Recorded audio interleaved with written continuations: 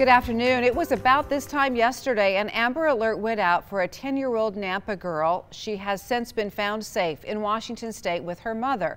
Our Tammy Tremblay is here to tell us more about how those events unfolded. And Tammy, also why some of us received the Amber Alert at different times. Well, Dee, the Amber Alert went out to Oregon and Washington about 40 minutes before it was sent out to Idaho. Depending on where your phone is registered and your phone's notification settings, you could have received it early or late. The good news is police say this most recent case proves once again Amber Alerts work.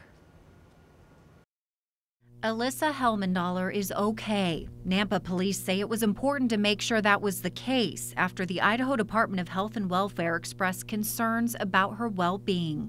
Due to the threats that mother had been making towards the child's safety, it was determined that we needed to locate the child to make sure she was safe. Sergeant Tim Reha says the threats came from the 10-year-old's mother, Brooke Helmendaler.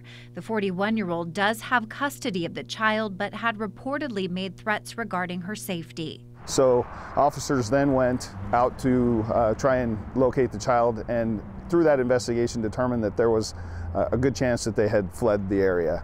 And due to those concerns for the child's safety, that's when we started to implement the Amber Alert process. Police believe Brooke was headed to Portland, so Idaho State Police first sent the Amber Alert to Oregon, then Washington, and Idaho after another 40 minutes. The reason Idaho went out later is we weren't completely sure where they had gone, and so because of that, it was determined to send out the Idaho Alert. And shortly after the last alert, the mother and daughter were found, Alyssa unharmed. And the Amber Alert worked like it was supposed to. Shortly after it went out in Washington, a person called into the Cheney Police Department saying they'd seen the vehicle at a local restaurant.